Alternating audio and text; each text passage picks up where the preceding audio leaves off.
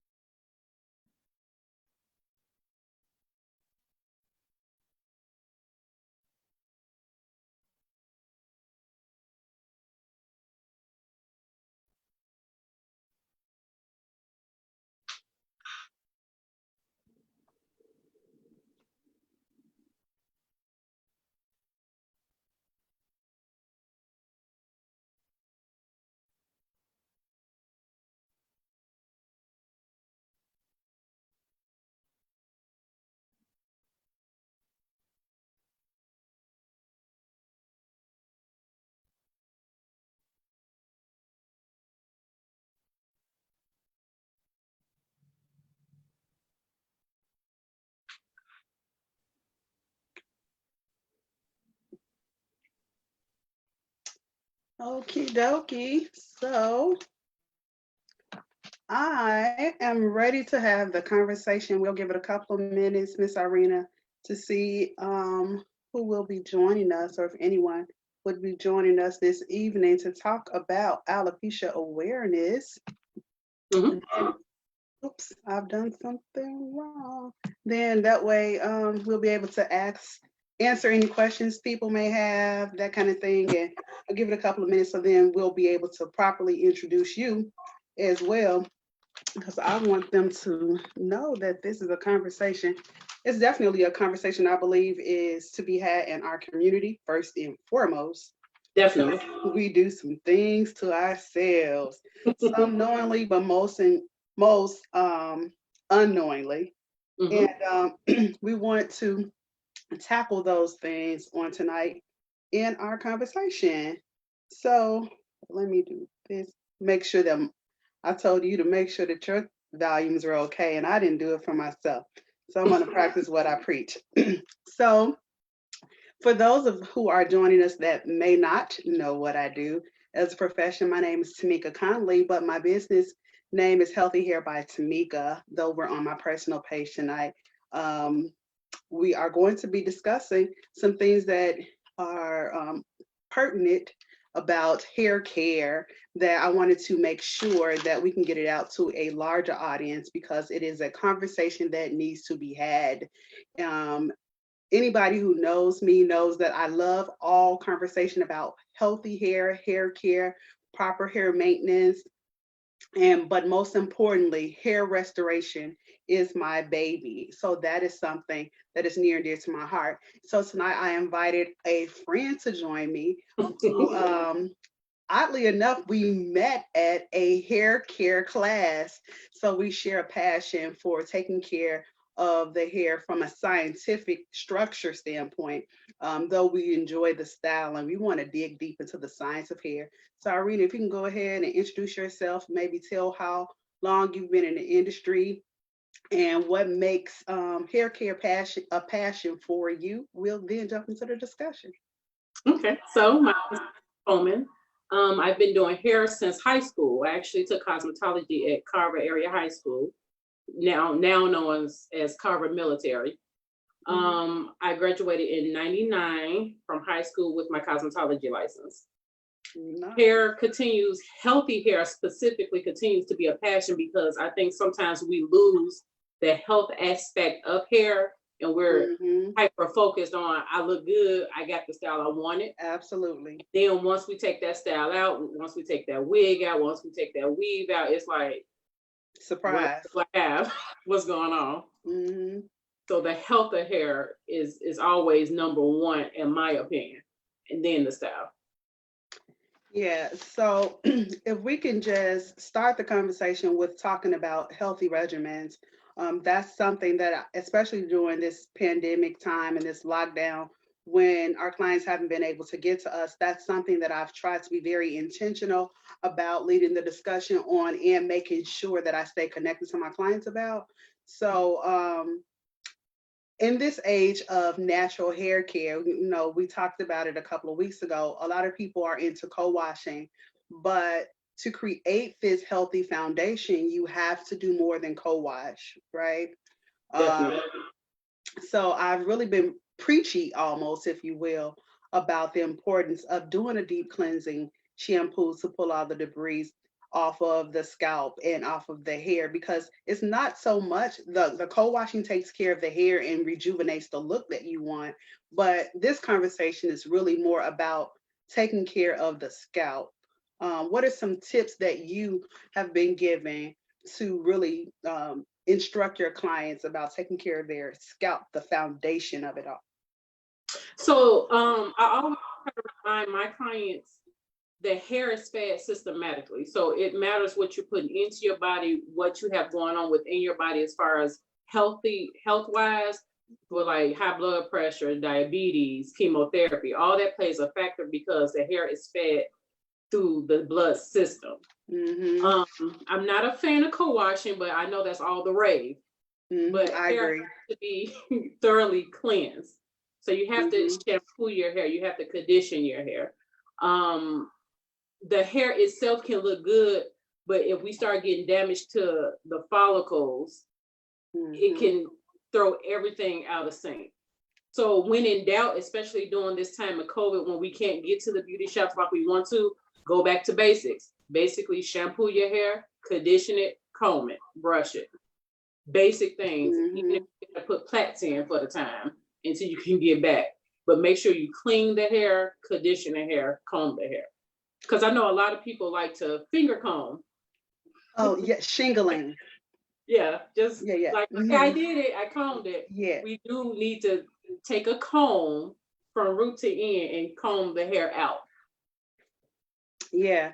Someone asked, what is co-washing? So co-washing is basically a natural hair wave where instead of literally getting your hair immersed in water, you're taking conditioner. It's a watered down version of conditioner to then use that as a way to wash your hair. When in actuality, it's just it's what it's doing is it's softening the shaft, which makes it easier for you to get through and to detangle.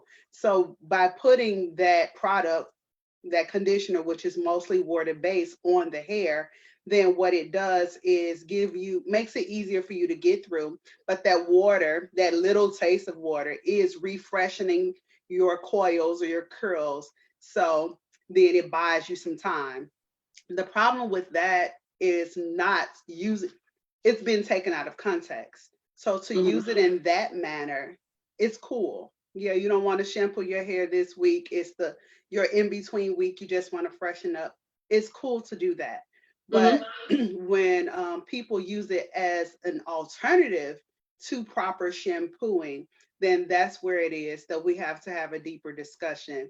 One of the things you mentioned was about how feeding your blood, what you feed into your bloodstream affects your hair, right?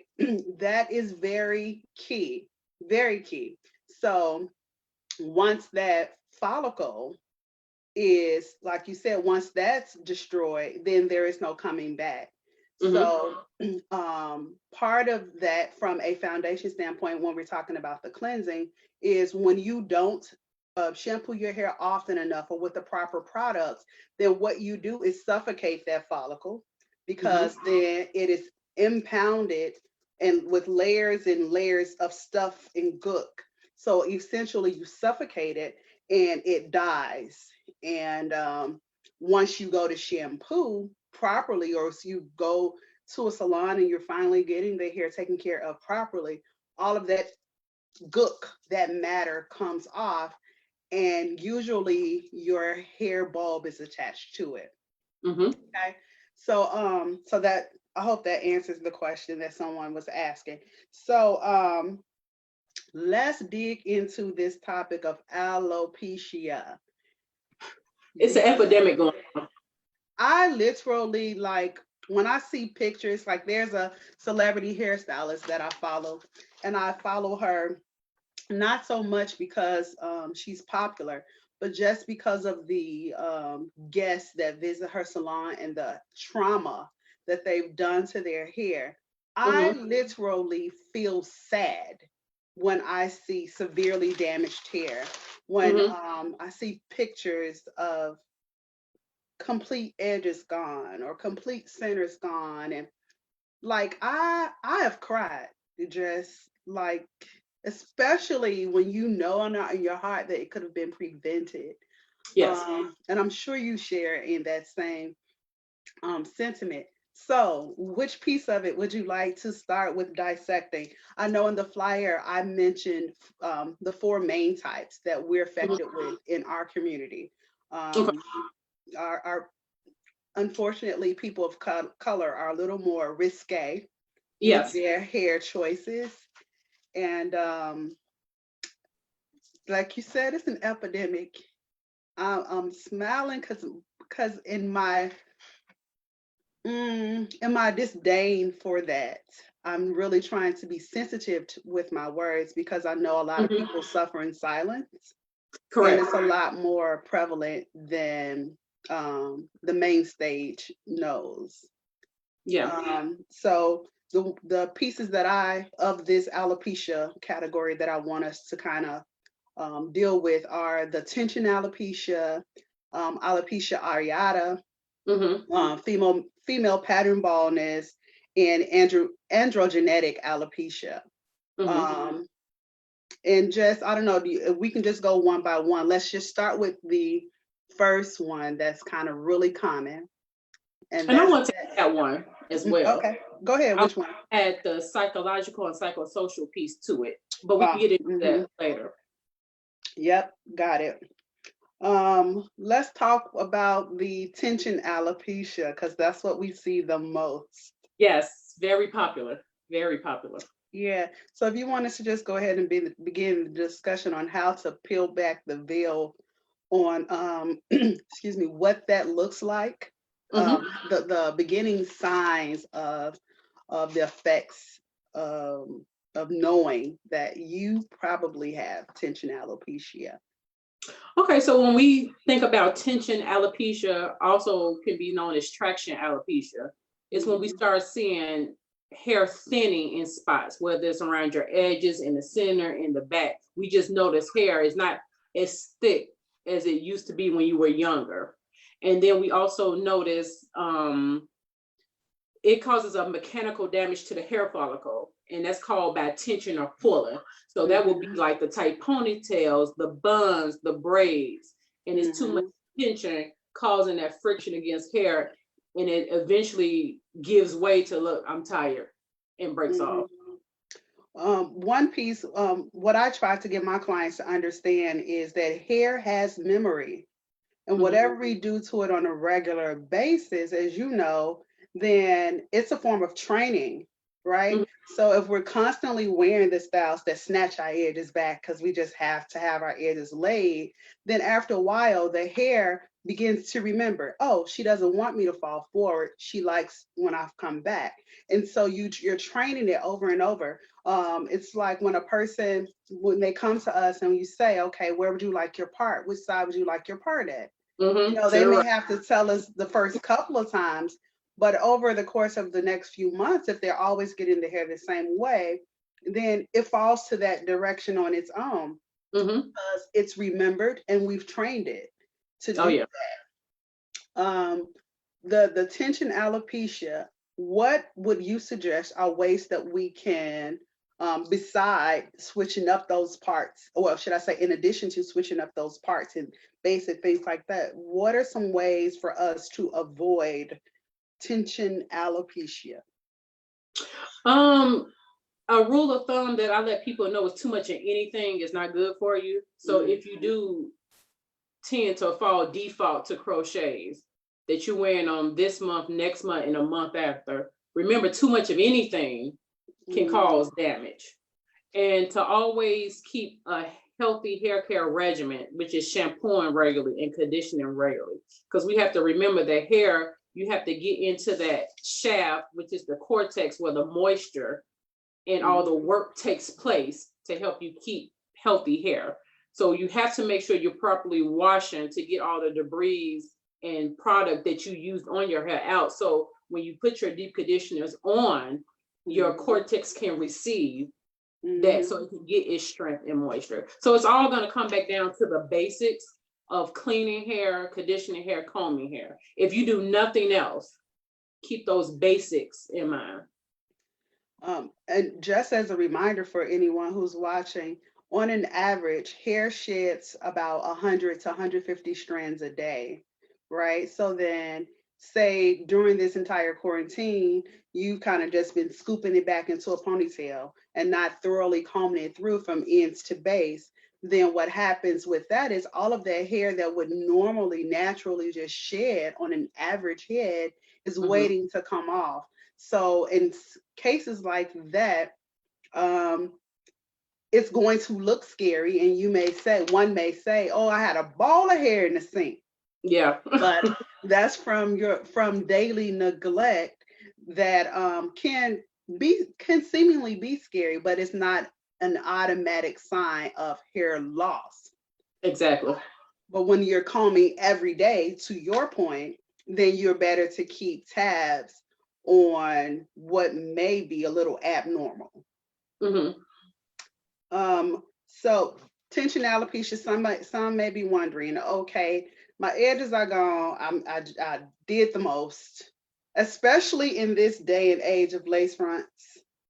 Oh yeah, it's regular hairdo. The lace front, highly popular. A lot of Addictive. Yeah. It was never designed for daily wear. It was designed for the stage. Theatrical. Yes. Yes. It was designed for the movies. You like to go see the plays because you're switching in and out of scenes daily and throughout the day. It was never intended to wear days and weeks and months at a time. Right. So some may be wondering, okay, I have this tension alopecia. I have my edges are gone. On the flyer that I posted under above the tension alopecia caption was a picture of the center of someone's head. So I had a client that came in who had gone out of town for a wedding or something to the sort, and all of them had the same hairdo, and it was a ponytail. And that was the result of what happened to her hair in over the course of a 2-week period. She came back to me with that. Do you find that, well, can you speak to the science piece of how the flow of blood is cut off from those particular style choices? It's cut off mostly because you have, in order to get our hair typically laid down, you have to pack product on it. So you're using gels, you're using spritz, and you're not using any gel. You're using the stuff finna get it rock hard. Snatched. So therefore, no air or anything is getting to the scalp. So now you have this tight laid ponytail or whatever but it's not breathing. So sometimes people can get away with it for a week or two. Sometimes people can't, but it all depends on what your makeup is, what's going on with you systematically. If you had issues prior to getting this style already, your hair was already damaged, or you're going through some kind of trauma, and this just made it like the straw that broke the camel's back type style. that took it completely out. Yeah. So it varies for person to person, but typically it's too much trauma for too long on a person's hair. Mm-hmm. Now the plus, just in case anyone's watching that has this particular type of alopecia, traction alopecia, tension alopecia, the good news is that it's reversible in most cases. Now that's the plus about this particular type. It is reversible if you begin to do the opposite of what you have been doing. So retraining that hair. One of the things that I always speak to my clients about is if the edges are thinning from you wearing them backwards, every night without fail, I always suggest to my clients, get you a boar bristle brush or a soft toothbrush and brush the hair forward every night. A little bit of oil forward every night. And that way, it's like you're courting your hair. You're going on a date with your hair every night and getting your hair to trust you again. And you'll notice over a period of time, you'll begin to see a difference. So traction alopecia is one that's reversible if you act now. If you intervene soon enough. Yes. And that's I think the key. Intervening, but not intervening when it's too late. Because once the damage is there, it's permanent. Yeah. Because we're definitely trying to. Oh, that's a good point, though. Noticing when it is that you've gone too long before you've begun an intervention of sorts, right? Can you walk us through what the skin looks like or some telltale signs of I may have waited too late? So a lot of times if it's clean, like you have no fuzz, nothing's there, it's just smooth. Sometimes you'll have like maybe breakage where you have like quote unquote baby hair, short, fine hair bristles. You're getting there. But when you start seeing redness, patches of redness and cleanness, you moving into the it's getting too late type phase. I want to add to that list the tightness of the skin changes too. So whereas the skin is more flexible and movable, like it is on your hand, when that scalp is in the process of locking up, it will no longer be pliable like that. Hard. You won't be able to. I liken it to snake skin. When it gets that scaly look about itself, not even flaking, but that hardness where it's building up a shell of protection. Yes. Protect the skin underneath, then yeah. And some people might tend to think it's dandruff or a build up of some type, but that's actually your system's natural way of defense to say, okay, we're done here. Let's smooth this out. Nothing else is coming. Yeah, because at that point, the body goes right into, okay, we're done with the hair piece. We're not going through that. We're now just going to protect the brain. That's what's underneath there. Let's get all together, protect the cranium, because that's important. Can you walk us through the 3 stages of hair care? The cat, if you remember them. Because I don't. So okay, so there is the hair goes to 3 stages. I'm sorry, I didn't mean to throw you for a loop. But hair goes through 3 stages. So we have the growth stage, the resting stage, and the shucks. Now I just forgot the last one. This is terrible. Cat. Grow, rest, and I think I don't want to call it develop because there's another scientific term for it. Yes. But I'm going to double back. Wait, I'm going to double back. Oh my gosh, and I was just teaching this to a student, right?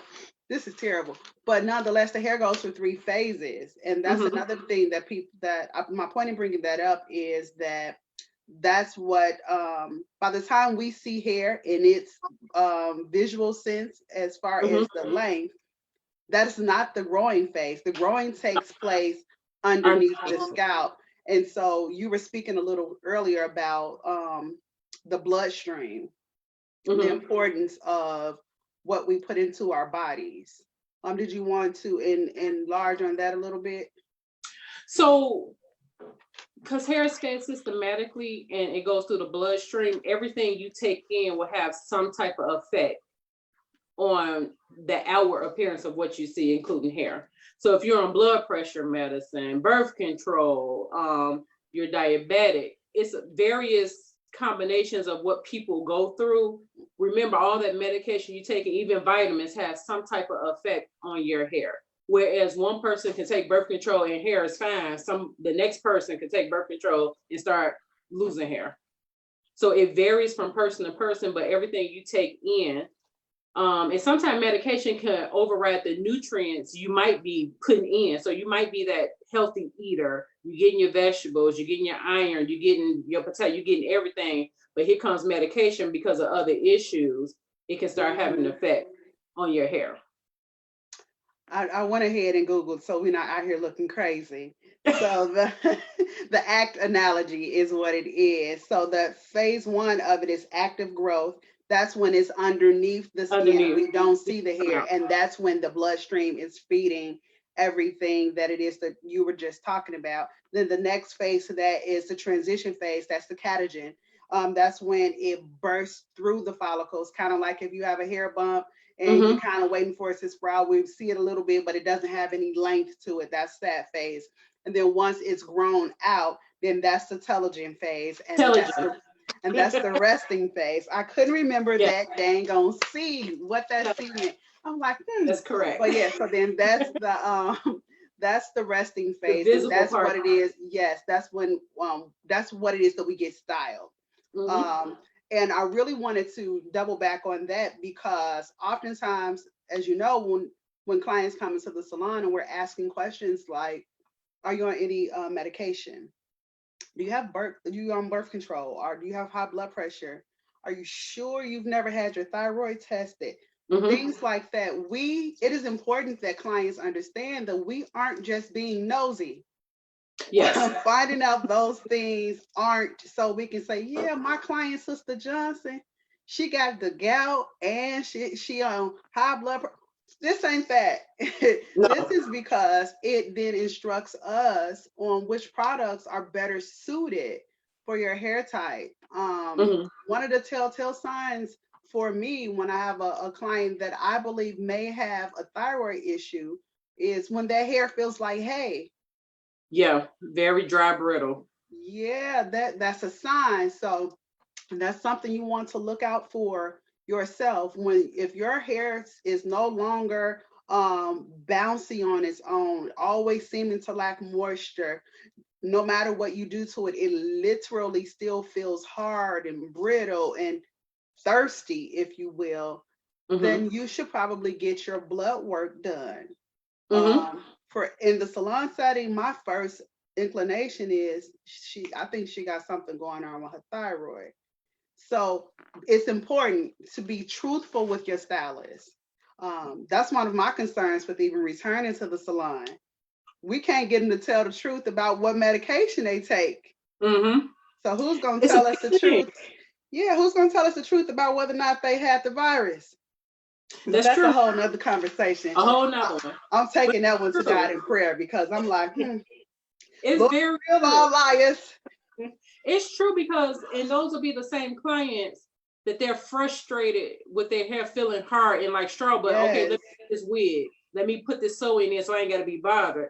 And then when it comes out, it's like, well, I ain't got no hair. But it was damaged and on that road to that breakage anyway.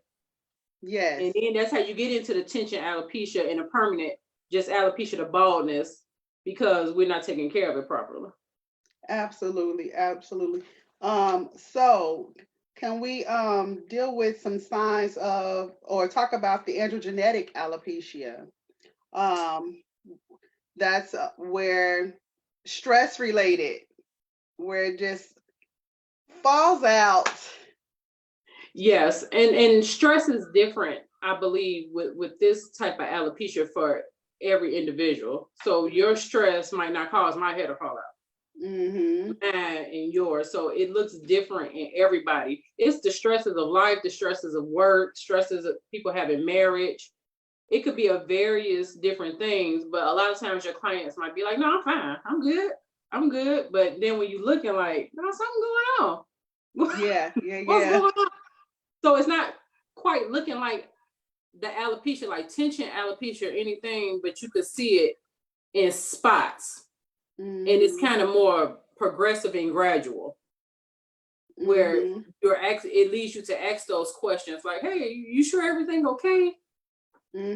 I've noticed through the years too that when a client is dealing with that particular type of alopecia, it almost as if the hair reverts to being baby hair again. Mm-hmm. Like it Soft. literally, yeah, becomes really soft and fine. You can Mm-hmm. have somebody with a head full of hair and then it'll just start thinning out and you'll have to turn the flat iron down on it. That type of Mm-hmm. thing, which really makes me say, okay, what's going on, Mm-hmm. and while we're having this discussion, I just want to make sure that everybody, if you have a stylist that won't listen to you as it relates to you noticing signs and they're saying, oh no, you good, you fine, then seek a second opinion. We have no issues with that. I think that any quality cosmetologist would be appreciative of the fact that you're keeping up a diary, if you will, on your hair. And so then you can better instruct them on what you've been, or should I say, enlighten them on what you've been experiencing so that you all can take that journey together. And we also recommend you to see a doctor, to see a dermatologist. So and then at times it's when I'll say maybe you should see another stylist because maybe, what you're hearing from me, it's okay to have that second opinion. It doesn't make you any more or less of a good stylist. Yes. Yes, that's the main thing. So if unfortunately you come across somebody who's a little more combative because they feel challenged by your concerns, then if you don't want to have that conversation with your stylist, then go right to your primary care to get a referral to your dermatologist, because that's definitely what I'm going to say. You should probably see a dermatologist, or you should probably go to your doctor and get blood work done, because then they can dig a little deeper internally. But yeah, so that androgenetic piece, once you minimize that stress level and deal with those issues, that too, in most cases, is a reversible type of alopecia. Would you agree? Oh yeah, and then you'll just start seeing, oh my God, Sally, your hair's grown back. You'll just start seeing it flourish again, like magic. like it was never gone. It's just Yep. like, oh, okay, totally fine. I definitely have. So all of the pictures that I use are of clients. Like I said, my passion is hair restoration. But that particular client that I use for that photo, the androgenetic alopecia, every couple of years it happens like that. I'm like, girl, okay, we need to get you a prayer regimen and a journal or something, because you just keep taking my hair out with this internal worry. Can you get that on over to the master and leave me be so I can comb your hair? That kind of piece. But what happens is your nervous system is affected when you're stressed out like that, with worry and what have you. And then with that information, it transmits like, am I going to save her heart or I'm going to save her hair? And your hair is just the innocent bystander. Oh yeah. Of that piece. Definitely. Female pattern baldness. Yeah. So female pattern baldness is a little bit different than male pattern baldness. Whereas women tend to lose hair all over and not like receding like men, like in the hairline and then back or down the middle. Women tend to, in a pattern, lose it throughout the head. It's real gracious for the man. We'll just take him back a little bit at a time to why he builds up the confidence to go bald. Us, it's like push, push, push, push. And what do you do with that? Don't cover it with a lace front. Because I think that's the default answer to braids, weaves, wigs, scarves, hat, which can add, it could take you from female pattern baldness with a combination of tension, alopecia, because the rubbing and the friction from whatever you're using to cover it up you have one problem, and one problem can lead you into another problem, if that makes sense. So I'm a woman with female pattern baldness. Clearly, I don't want to go outside with these spots, like biblically we would say, looking as if you got leprosy. But so then what do you suggest is an alternative look? So with female pattern baldness, it's a few options. Maybe you want to go lower, the lower style versus the long, thin comb over styles. Maybe a shorter style will work for you, and it tends to work best. But it's all about the person being willing to embrace shorter hair, because that's a big thing too. Because a lot of people like the longer locks and the fullness, which they don't have. And then also trying to keep a regimen of cleaning the scalp and hair that's still there, because sometimes clients feel like, well, I mean, what's the point? Like, what's the point? It's thinning, you still have to keep up a healthy hair regimen of cleaning the scalp and combing what is there. One of the things that I offer at the salon, I call them hair smoothies, because they're completely organic, and they're basically on the spot conditioners that I make based on whatever type of hair damage or loss that's taken place. So I go through a series of them. You won't always get a protein treatment. You won't always get a moisturizing treatment. I may do some things that are richer in DHCT, for the hormones and things like that. So the minoxidil and things like that. But it has to be monitored and rotated, because, like you said earlier, too much, if anything, is too much. Can be damaging on the hair. I definitely am in total agreement with you about not switching over to a lace front, because it's such a permanent type fix. Yeah. I think what a lot of people don't realize is a lot of the lace front glue has some of the same particles that cement has in it, which is why it's literally snatching you out. And there are going to be some ladies who may think that we're like, oh, please, you don't have to go through that because you have a head of hair, and may say, okay, well, I need something to put on my hair. I would say if you're going to reach for a wig in cases of female pattern baldness, then at least choose a wig that you can take off every night. Glueless wig, so that you can get some circulation to those spots, so that you're massaging those spots or you're brushing those spots. That's the reason why, you would see growing up in the books, 100 strokes make the hair grow, that's really, it's not so much about, oh, she was born with long hair. What that is about when you're brushing your hair is circulation. Stimulation. You stimulate blood flow so it can reach in through the hair. So it's not just to do it, or it just sounds cute, but it's actually to stimulate the growth of hair. I get asked too about whether or not I would recommend, or do I think one way or the other about Wild Grow oil or the Kaleidoscope oil or this and that oil. I believe that those products are working, if you will, because you're more intentional on using something for that circulation and that stimulation and getting those blood vessels going. So whichever natural oil you subscribe to, while you're wearing that wig by day, make sure that at night you're giving that scalp some attention.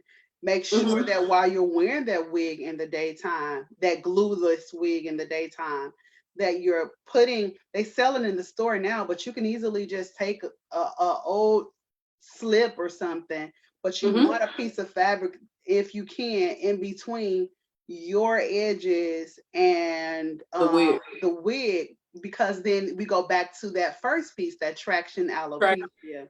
Yeah, and I totally agree. I totally agree with that. Because then what happens is that rubbing is equal to, I tell people it's like rubbing two sticks to start a fire. The same Mhm. thing. It's the same reason why making sure that you're sleeping with a bonnet at night, why that's necessary. Because it's that friction, that turning, that traction that we're trying to avoid. Oh There's yeah. nothing trendy about wearing a bonnet, even for those who choose to wear them in the streets. But Mhm. it's really a necessary choice that we have to make for the health of our hair. Yeah. So But just FYI, I'm not against wigs. I'm not against I sewing. am I'm not. You are. it's lace fronts. I'm against lace front. I will Like, still do a sewing. I say I like to do necessary weaves. okay. I don't versus more than I like to do vanity weaves, because in cases like this where people are coming to us with this hair trauma, then my concern at that point is just helping you feel better about you while we make it through this hair journey, right? Okay. So and that kind of So speaks to you're the against, other piece. Say it again. you totally against the glue down. Yeah, yeah, I am. It's I okay. am. I And some am. people, it's necessary for some people, and we make choices. Just don't put it in and leave it. And well, I will say I recognize that there are some women who have alopecia areata, and that's the only route that they can go. I'm Mhm. supportive of that.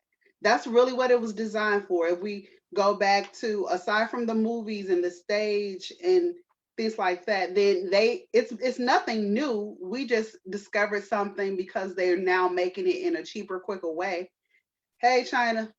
And so, but it's nothing new. It's made its way to us now, and Mhm. we're just unfortunately abusing it. So for my sisters and brothers that have alopecia areata, which is the next piece we're going to talk about, where wearing and gluing that lace front down is the only secure way to handle that, because you don't have anything for it to grip to. So I'm very compassionate and empathetic to that need. But the vanity glue down, Yeah. yeah, Yeah. I'm The not in slickness, the support. smoothness, the blending of it. It's a big deal to some people Yeah, yeah. versus the actual hair up under them when the wig actually comes off. And I think you get to a point where the vanity is so bad, you just don't, you stop taking it off. Mm-hmm. You wearing it all day, you're sleeping in it, Yeah. and your hair is not breathing. You're not stimulating that hair for it to grow. So that's when it really starts. I think the vanity piece is the piece that people suffer with, that's wearing it constantly Mm-hmm. without any real breaks between, and no Now, stimulation of brushing and taking care of their own hair. so the areata in most cases, that's when the hair is not the growth is not reversible. That's when the follicles have died and the skin has tightened up altogether. Um, and getting some form of extensions is really the only route to go until you're comfortable, or if you ever become comfortable with just wearing it bald. It's very nowadays it's more accepted, Yeah. and there's a whole movement of sisters out there with heads shining, earrings banging. But we know that that's not something that everyone emotionally can handle, and it's not something that we're here to push you toward either. One question, because I want you to dig into that piece right there that you wanted to add about the sociological piece that associated with it. Someone was asking. Um, One question was whether or not wig caps are the impact that wig caps have on hair loss. So once again, it's depending on what your wig cap is made of, Mhm. because that friction is still there. And so now you have your hair, you have the wig cap that's sucking all the moisture and oils from the hair, plus you got a wig on top of it. And if it's a glue type wig, now you got the glue outlining it is smothered, and now you got this nylon tight, scratchy type material in between. So I would say I'm just not a huge fan of it, but I understand the necessity of it for a certain. I have a meeting to go to. I'm this date night, whatever. It's just a constant use of it over time. So we got to remember a lot of things like tension, alopecia is gradual. So it's not going to happen because you wore it today because it's my anniversary and I couldn't get my hair done. It's something you're doing over and over again. So if it's a one-time thing here or there, okay, if you must do it, if you feel you must do it. But it's the consistency of doing it that's going to cause you your problem. It's with anything. It's what you're doing over time versus what you're doing for the moment. I agree. Another question was, well, so we got on that one. Can you wash your hair too much? Now, my clients will know I will fuss quick. I go, first of all, we don't wash hair. We shampoo hair. We take our time with hair. We treat it as good as we treat our carpet.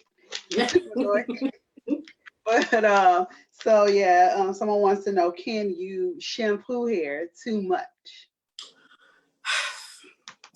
Too much of anything is not good for you. Now, to shampoo your hair too much, I just want to know, how often are you shampooing?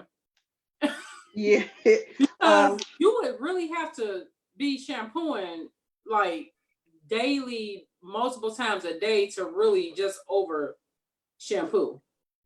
So, and then products you're using. What are you using? The proper products? Are we all like some people? All I had was neutralizing shampoo, so I wash my hair with that. That could be a problem. Whether you're doing it multiple times a day or week or over time. Yeah, I'll add to that with, I think on average with naturally coily hair. So what I mean by that is any hair that comes out of the scalp on an angle, on a twist, or on a twirl. So that's anything from a naturally deep wave because you may be biracial to something that may be tightly coiled. We need our oil. So to strip that, I keep looking over because I have this sign out. This may help me explain. Okay. So if your hair is straight, which is what happens with most Anglo-Saxon hair descendants, then their hair grows straight out. So the oil it sits directly on the hair shaft, and that's why they need to shampoo so often because the oil will weigh it down. And then about the same for the wavy because it's more wispy, but once again, it's easy for the oil to naturally get to. Once you start going curly and coily, then the oil has to find its way into these pockets. It has to find its way into these pockets, these humps, these tangles. So if you're shampooing every couple of days and the oil may have just found its way here, then the rest of this back here never got any oil to it. So that is why naturally coily hair, which is most ethnics, be it whatever brown family you're part of, this is why we can't shampoo on a daily basis or a couple of days. Now, if you're like, if you're wearing a teeny weeny afro and you're working out every day, then that's when that co-wash comes to play. Because once again, even though it's short, it still takes us on these loops. So when you're constantly stripping that hair of its oil, which is what the deep cleansing shampoo is designed to do, if you're constantly stripping your hair of those things and it never gets to any oil, then that takes us back to another form of alopecia. So here, straight hair, wavy hair, you can do it more often because the oil sits on top of the hair and you want to get rid of it, it weighs it down. If you get into any type of a curl or a coil or a deep wave natural texture, then you want to gap out your shampoo settings. Because the cuticle layer of the hair, the outermost layer in which we're looking at on a hair shaft, it's like little flaps, like scales, fish scales. Yeah. So when it's straight on that hair, it's easy, like boom, boom. the sebum, your natural hair oils, and the products you're putting on it, it's on it, it's getting in, boom. So yeah, you have to clean them more frequently. So when those flaps are already on the hair, and now the hair is wound, super curly, and the curlier it gets, it takes a little bit longer to travel there. So it is interesting, like how often are people really shampooing their hair?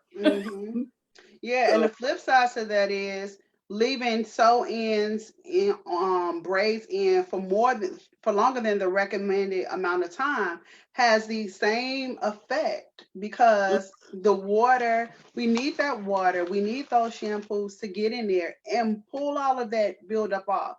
Because when we don't, and when we prolong a style that was, if we get a quick weave or overlay, whatever your stylist calls it, that's not designed to last longer than 2 weeks. But when you stretch it out and wear it for a month and a half as if it's a sew-in, then there's going to be a buildup and some suffocation, and there's going to be some thinning out because the dirt has begun to eat away at the hair. I don't know if you've ever experienced this. I had a lady who came in and she claimed that she washed her hair, and I say wash because that's what she said.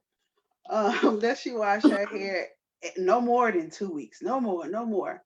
This lady's hair was so filthy that as I was detangling it from the ends, it started to disintegrate and just literally become sand. And I was mad at her. It went beyond the dirt. I just couldn't believe that she abused her hair like that. I was like, it's women who want hair and their hair won't grow, and you up here mistreating your hair. You know, it becomes a whole. Huh? You took it real personal. Girl, I tell my clients quick. I was like, what have you been doing to my hair? Like while we've been on quarantine, I've been texting my clients back, like, please don't jack up my head. Take care. Yeah, I'm like, we've come a long way to get you to that point. Don't jack up my hair.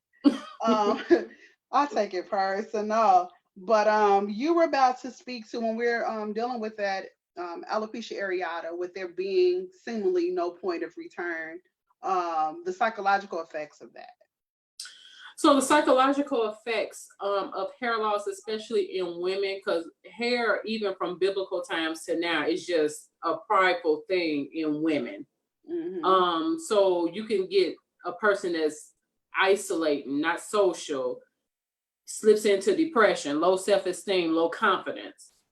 And that's a side effect of hair loss, especially if it's to the point of it's not returning.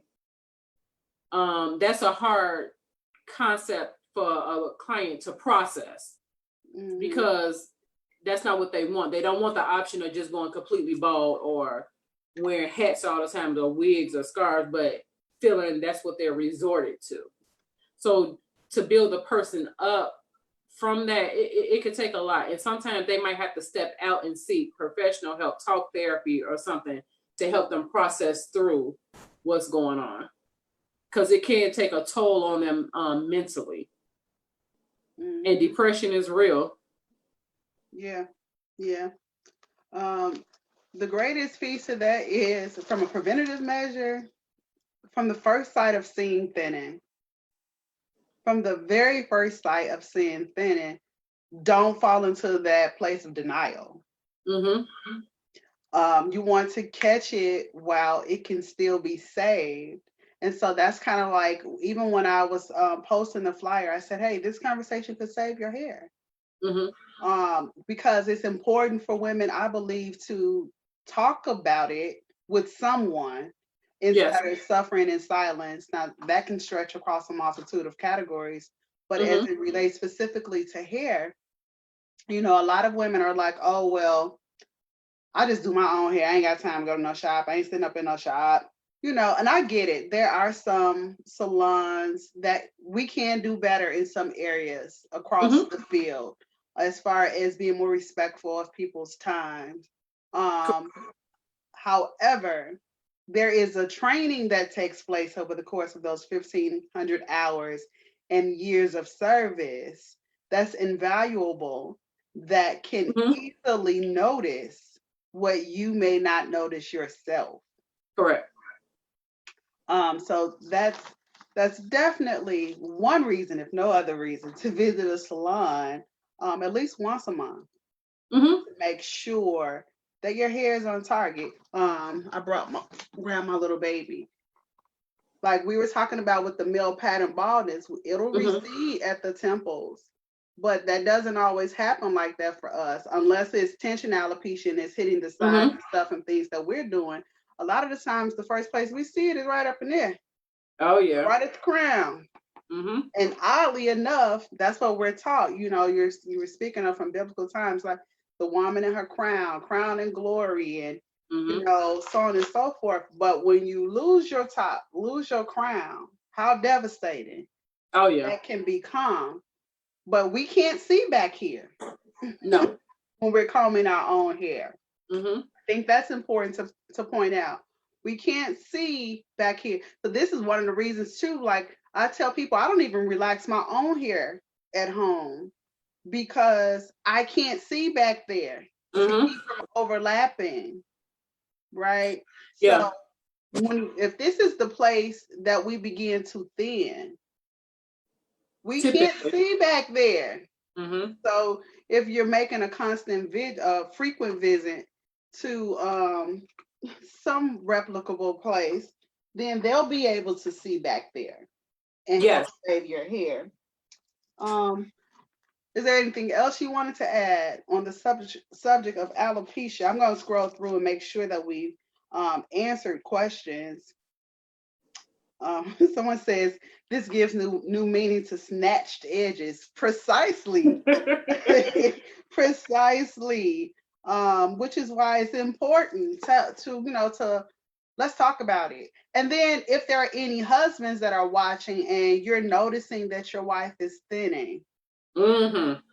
seek the grace on how to go to her and let her know that you want her to go get her blood work done because you're noticing something different about her hair. You see, I just gave you a way to be able to say that without getting snatched up. Because, and then, you may have a spouse where they've passed that tension alopecia phase, where they've passed that androgenetic stress, having a stress causing alopecia, where they pass female pride and baldness and their hair is coming back, and they may have gone full circle to that alopecia areata. Oh And yeah. that's when they're going to need you to be supportive in a whole nother way. Oh Um, yeah. with us being taught that our hair has meaning and it has purpose. It's who we are and it's Mm-hmm. been valued. This is kind of off kilter, but back, I'll swing back. One of my pet peeves is somebody coming to the salon where their hair is all eaten up and they got this one long piece there and another long piece over here. And they're like, that's my long part. Long and dead does not mean long and well. Yes. Yes.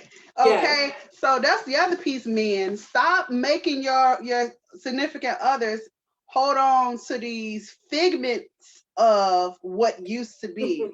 Yes. And Because when they one come home and it's hair cutting, yeah, is but that's the only one piece. It's like, so am I supposed to just cut it all into a V and we're gonna save this point of intersection that he loves to play with while y'all looking at Netflix? yes. Stop doing it to us. Stop doing it to the stylist that your wife goes to that has to tell her sis is dead. But stop doing it to her and making her feel as if she doesn't take on a healthier approach to caring for her hair, that you won't find value and beauty in her. Mm-hmm. Yeah. So it's a team effort for sure. It is, and that plays into that psychological piece because what you're saying is what she's taking in because then you're the closest person to her. You're looking at her. She wants you Yes. to find her attractive. So if this is what he like, I'm going to try to, this is what I got to give it to him. So you're playing into that psychological piece. Which is a form of abuse. It is, as in the Well, it can be. class. I'll say it like that. It can be. It can be because once again, it happens over time. So it's not one time he's telling you, but I like it like this, keep it. But when when those changes start happening, but he still like it like this, and we're trying to make that happen. We're trying to tease it and back comb it. Oh yeah, and we're adding the weaves and the braids and keeping it long because that's how he likes it. So it's a gradual over time thing, and it can go into abuse. That may be a conversation that needs to be had. Excuse me, with the significant others Mm. on what's required for female hair care. Because of course there are the mates that feels like, oh, you've been there all day, but she got a haircut, she got a conditioning treatment, she got color, it's short, so she got to dry under the dryer, and they feel I go to the barber shop and I'm done in 30 minutes. Well, that's a supercut type of situation. Yes. But that may be a discussion that can be had at some point, though, just to educate all around, holistically, for a better understanding of what Yeah. it takes to care for ethnic hair in particular. Yeah. And once we understand it and get a better understanding, we're more readily and acceptable to, you know what, this is what she got to do, let her do it. Mm-hmm. Versus, because we tend to, when we don't understand something, it's like, why are you even doing it? It shouldn't take that long. Mm-hmm. That's when you get into things and conversations like that, because you're not understanding what the care takes and what she's asking for and the process that you have to go to get to this point. Mm-hmm. And just the pressures with that. So that too is a lot of how women have begun to wear wigs as a permanent solution, Mm-hmm. because it's quicker. It's quicker. I don't have to hear his mouth Mm-hmm. and all of that wonderful stuff. Cut it out, y'all. Let these women come to the salon and get their hair properly maintained so that it can be healthy. Yes. It can be healthy. I mean, I'm sure. And then, oh my gosh, yeah, I'm gonna have to do a whole nother show with men, because Yes. then in the back of my head, I hear, I don't like no woman with weave. It's your fault. It's your fault. Yeah. You want it long, but it's falling out, so it's not long. I put Yeah. weave in, you don't like the weave, but the weave give you the length you like. So it's like a constant battle. Back to that psychological piece that you were trying to share. But it's still not tapping into her and how she's feeling or addressing her full concerns, because she's busy worried about how it's projecting to you. This question: what are your recommendations, if any, on dyeing your natural hair if you're not a fan of the grain while still keeping your natural hair healthy? So pretty much the do's and don'ts on coloring natural hair. Yeah, I'm okay with coloring natural hair, but it's a way you do it.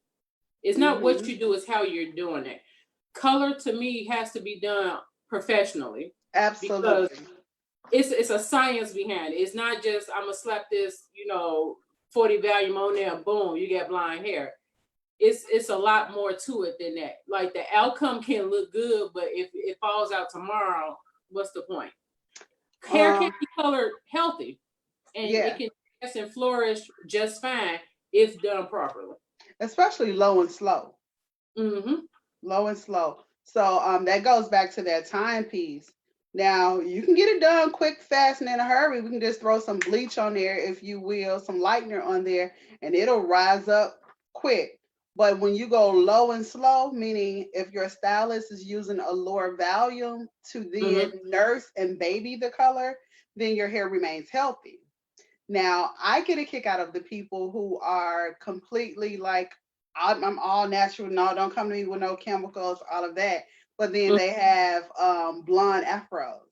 Yes. And it brings my heart great tidings when I can say, did you know that some of the same aniline derivatives that are in color is also found in relaxer, and they share some chemical substances? What? Oh, what? Yes. That's why you like that blonde, because it's broken down. Your curl pattern. It's not, your coils are not as tight as they used to, although you may still have tightness, but it does relax the curl somewhat. Yes, absolutely. So it resembles somewhat of a relaxer, and people like it because it's not as tight as it was without the color, but it's not a relaxer. Gives you some flexibility. Someone's asking, what are some treatments or remedies for alopecia areata? So, earlier in our discussion, unfortunately, that's one that the hair doesn't, it's not reversible. For my clients that have alopecia areata, I make sure they still, I have clients who just come in for a scalp treatment because it's just like if you have a man who's decided to go bald, he's not going to just do nothing to his hair. So Mm-hmm. they still come in just for a scalp treatment, like once a month, to just go in and lift up the scaliness, the flakiness. It resembles that a lot of the times the scalp resembles that of someone who may have psoriasis or Mm-hmm. dermatitis or um, eczema. That's the other one I was looking for. It resembles that. So they'll just come in to get their scalp detox. I Yeah. have a conditioner that I make that we call it scalp detoxing, but people may call it something different. It just depends on what your process is. So my suggestion for someone who has alopecia areata is to every now and again just make an appointment somewhere to get a detox of some sort while you so that when you are wearing your wigs that you still want to make one good thing, it just came to mind, thank you, was the additional importance of that is so that someone other than you can check your scalp for any type of discolorations, can check your scalp for Mm-hmm. any type of abnormalities that can lead to other prolonged issues. Correct. Mm-hmm. I totally agree because we have to remember, regardless if hair is on our hair or not or missing, we still want to take care of the skin. So it's Mm-hmm. not just about the hair; it's the scalp, the skin, that you are going to see. You don't want that flaky and scaly or anything either. So it's Mm-hmm. still a health behind it, and you want to make sure you cleanse, if anything, the scalp. Mm-hmm. Yep. Yep. I'm gonna scroll through real quick, make sure that I have gotten everything that everyone is asking. You all can feel free to ask Irina and I whatever you may need to know as it relates to alopecia or hair care. We'll be here for a couple more minutes, but I want to make sure that I've gotten everything before we close up. Let's see. Got that one. Got that one. So what's really cool is that our tech support, when if while the page is being shared, our tech support goes through to make sure that all questions are being answered. Then that way we don't miss anyone because we want to make sure that you are informed about your hair. I hope we're making sense. I Mm-hmm. hope we're adding value to something that can be stressful, bringing some enrichment and enlightenment so that we can just begin to make better choices about our style selections, Mm-hmm. better choices about our in-home maintenance, all of those things. It makes a difference if we're going to save our hair, going to retain the moisture levels of our hair. Mm-hmm. Anything else in particular you want to speak to while I'm searching? I want to make sure. Um, Not really. I Okay. think I think we covered it pretty good. Well, good. Yay. I like feeling that feeling of I hope we help somebody. I hope, Hopefully. hope we got it all in. But feel free, you all, to share this. Definitely share this page with your loved ones. If you know someone that's suffering in silence, or if you have a friend that maybe you're noticing the thinning stages, the beginning stages of thinning, but you may not have figured out a way yet to start that conversation with them, to push them towards the right direction.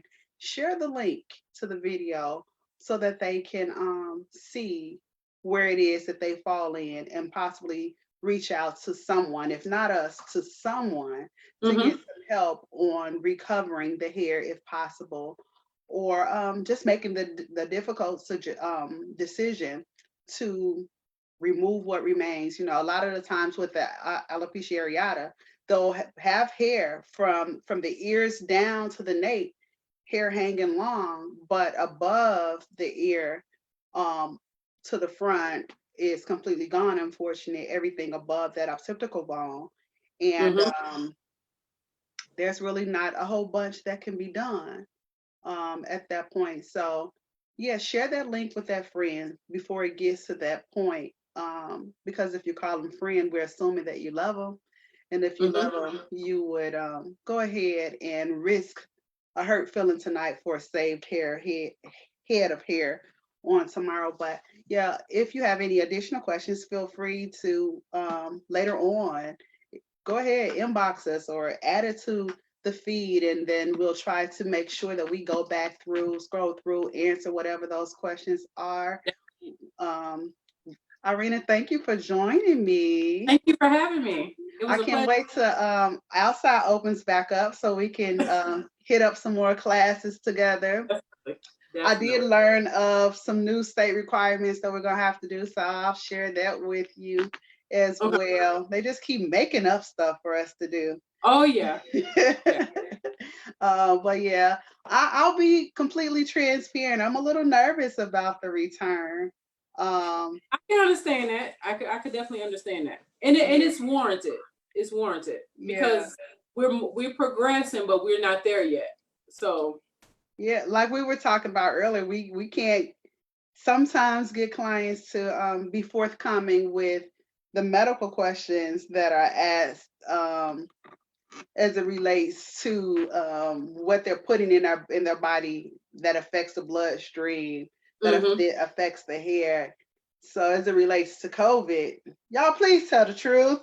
Tell the Please. truth to your local stylist, because Yeah. we're breathing on top of people. You know, we are literally face to face, almost cheek to cheek. So I'm really prayerful on how to move and what to do Mm-hmm. about And vice that. versa, Yeah. because I feel even as the stylist, I will let you know. I know you need your hair done, but you know what? I'm not feeling well, so I think Mm-hmm. I have to reschedule. So I'm Yeah. gonna give that courtesy, and I would like that courtesy back. Yeah. That's how we help each So other. so you all expect some changes when you go to your salons. Be Mm-hmm. patient with your stylist because it's a process for us as well. Some of the amenities that we would typically have, like magazines and um, Mm-hmm. community conversation, Yeah. which makes a barbershop and a hair salon, especially in a Black and Brown community, the epicenter of congregation and entertainment. Some of those things will be altered and how it Mm-hmm. is that we fellowship with one another. So whatever that may look like, God's will be done with that. And but thanks again for joining me. Like I said, I can't wait till outside opens up so Oh we can yeah. keep getting our smarticles on and seeing each Mm-hmm. other in classes. And who knows what other celebrity stylists will come to town and bring me to tears. Irene and I met at the class when Andre Right. came. When I remember Andre's Oprah's, videoing you. I was taking your picture while while I was up there blow drying. because I never forget because you asked me, you like, would you mind? You were shaking like, would you mind taking this picture? Oh my goodness. I got in the car and I was like, okay. So like my family and friends, they know I am like not easily impressed. They're like, oh, that was cute. But when Andre came to town, and I'll tell you what it was. He was Oh, extremely. so humble, and he was nervous to be there.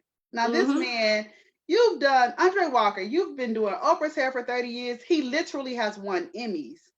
So, Mm-hmm. so when people speak to the fact that our profession is more of a hobby, Oh no.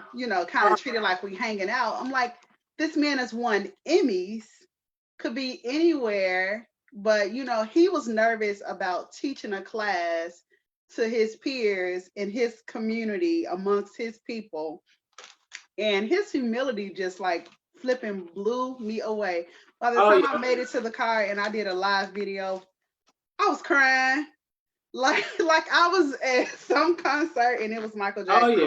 I was like, he was so gracious. He was, and then to offer his products, because we all got his complete line at the time. He took pictures. It was just an awesome experience, and it's one I'll remember. Yeah, I did. I fanned out. I was like, "Can you please take a picture?" I couldn't.